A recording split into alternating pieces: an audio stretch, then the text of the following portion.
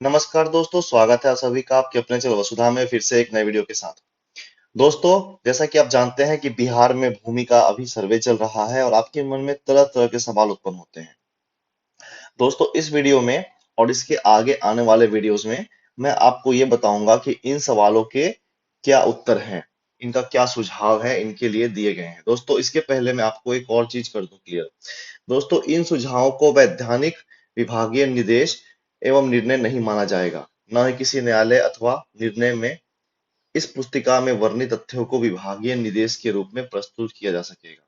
दोस्तों, ये मात्र सुझाव है और पीठासीन पदाधिकारी तथा भू सर्वेक्षण के कर्मियों द्वारा इस आधार पर वैधानिक तथ्यों से अवगत होकर निर्णय लेने में सहूलियत होगी। दोस्तों, यानी कि इस वीडियो में आपको जो चीज मैं दिखाऊंगा ये आपके मन में उठ रहे सवालों का एक समाधान है। दोस्तों, इस चीज को आप न्यायालय में प्रस्तुत नहीं कर सकते, ना ही ये कोई ऑफिशियल डॉक्यूमेंट है। चलिए दोस्तों, आगे बढ़ते हैं इस वीडियो में। दोस्तों, उत्तराधिकार के संबंध में अगर हमारे मन में कोई सवाल है कि खाता किसके नाम से खुलेगा, उन सवालों के क्या उत्तर हैं हम देखेंगे इस वीडियो में। दोस्तों, पहला, पैतृक संपत्ति में बेटी का हिस्सा नहीं देने पर उत्पन्न विवाद की स्थिति। दोस्तों, माननीय उच्च न्यायालय द्वारा पैतृक संपत्ति में बेटी को बराबर का हिस्सेदार माना गया है। यदि खाता निर्माण के समय विवाद हो तो अविवादित वंशावली के आधार पर मूल रैयतों के सभी वंशजों का खाता खुलेगा। दोस्तों, यानी कि बेटी के नाम का भी खाता खुलेगा। माननीय उच्च न्यायालय के आदेश के आलोक में हिंदू उत्तराधिकार अधिनियम 1956 में वर्ष 2005 में संशोधन कर दिया गया तथा उसी दिन के प्रभाव से यह अधिनियम लागू हो गया। दोस्तों, दूसरा सवाल यह है कि बुआ या बहन के संतान द्वारा पैतृक संपत्ति पर दावा करने की स्थिति में।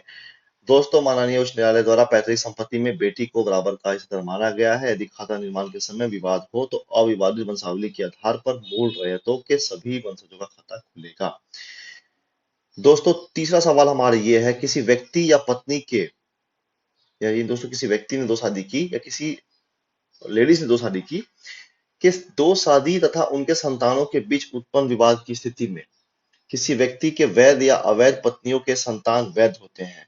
अगर उन संतानों के बीच बंटवारा नहीं है तो सभी संतानों एवं उनके वैध पत्नी के नाम से संयुक्त खाता खुलेगा।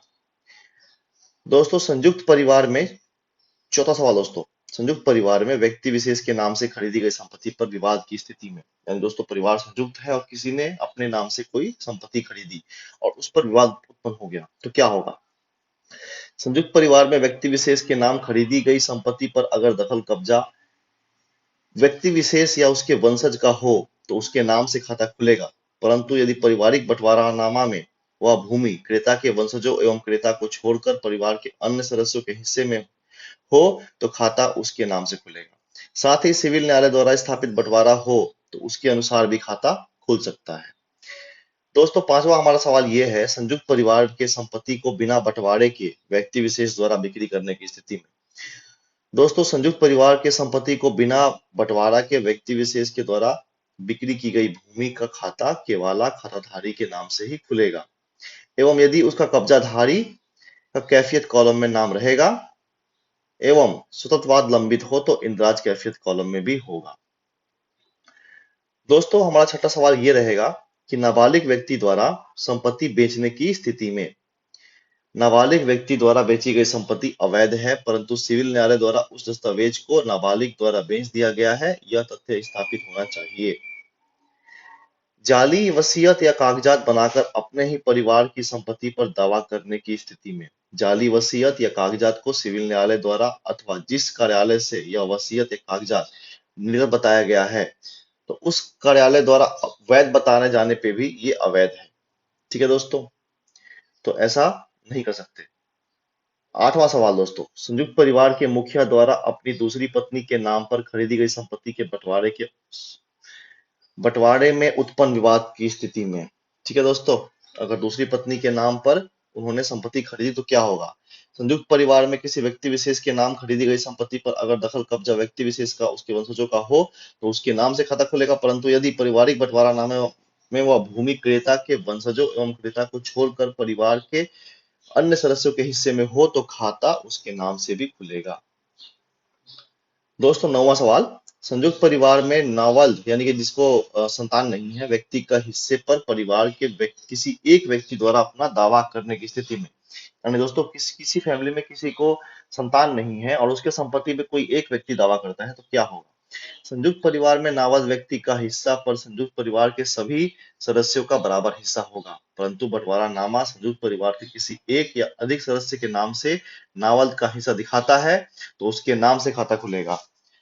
दोस्तों 10 नंबर सवाल, मूल रैयत के दूर के रिश्तेदार से जमीन को लिखवाकर उक्त जमीन पर दावा करने की स्थिति में जब तक केवाला को सिविल न्यायालय द्वारा अवैध नहीं ठहराया जाता है उस केवाला को वैध माना जाएगा और खाताधारी केवालाधारी के नाम से खाता खुलेगा। दोस्तों खतियानी रैयत के नाम 4 पुत्र हैं। 3 पुत्र संयुक्त रूप से खेती करते हैं, एक पुत्र गांव से बाहर रहते हैं, तब खाता निर्माण संयुक्त रूप से होगा। दोस्तों एक सहिस्सेदार का कब्जा सब सहिस्सेदार का कब्जा माना जाएगा।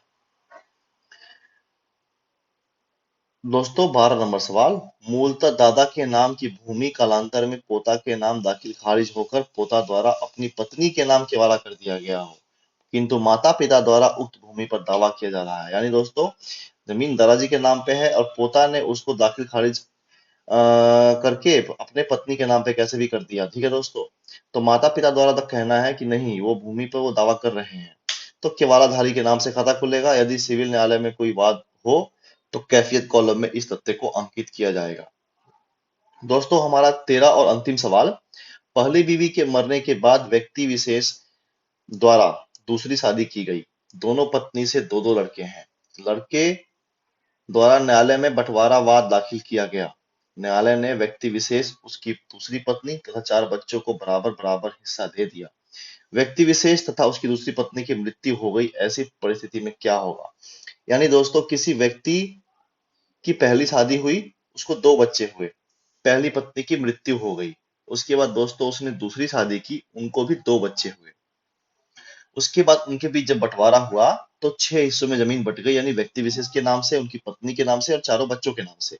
उसके बाद उन दोनों यानी कि पति और पत्नी की मृत्यु हो गई तो फिर क्या होगा दोस्तों, न्यायालय के आदेशानुसार जो भूमि लड़कों को प्राप्त है के अतिरिक्त पिता एवं पिता के द्वितीय पत्नी की भूमि सभी लड़कों में बराबर मानकर खाता खोला जाएगा, यदि किसी न्यायालय में वाद ना हो और कोई स्थगन आदेश ना हो।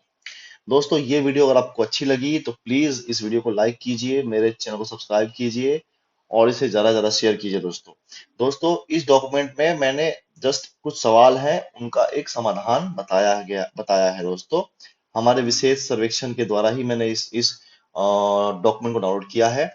दोस्तों इस डॉक्यूमेंट को आप किसी भी न्यायालय में प्रस्तुत ना करें क्योंकि यह वहां पे वैध नहीं है। दोस्तों इस वीडियो में इतना ही। धन्यवाद दोस्तों, जय हिंद।